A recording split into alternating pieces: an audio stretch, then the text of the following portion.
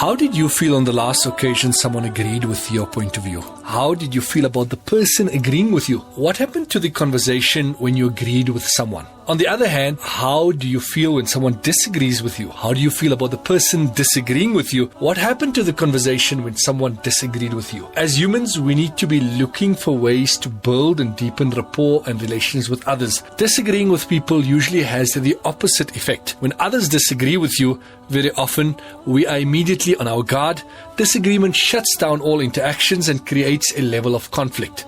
On the other hand, we like it when others agree with us, don't we? It's human nature. Have you ever noticed once you say something like, I agree, or you are right, they continue speaking and offering more information? This happens because they've not detected any resistance to their point of view.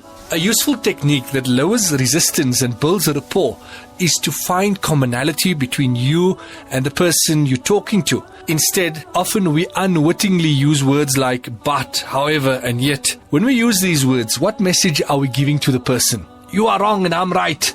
The words but, however, and yet negate all that is said before them.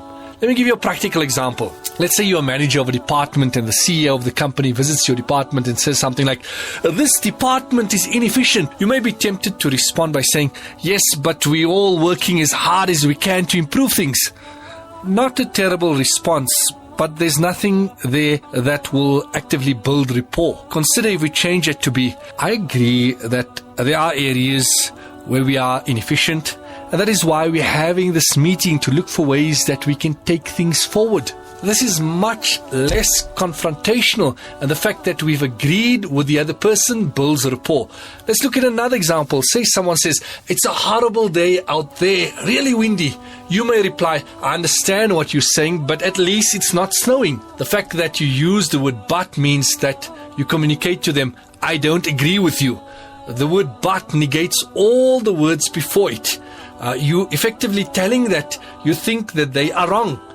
Better than using the word but, use and instead. Also using the phrases I appreciate and I agree and. So in response to it's horrible out there, really windy, you say I agree and at least it isn't snowing. This will be accepted by them unconditionally and there will be no resistance at an unconscious level.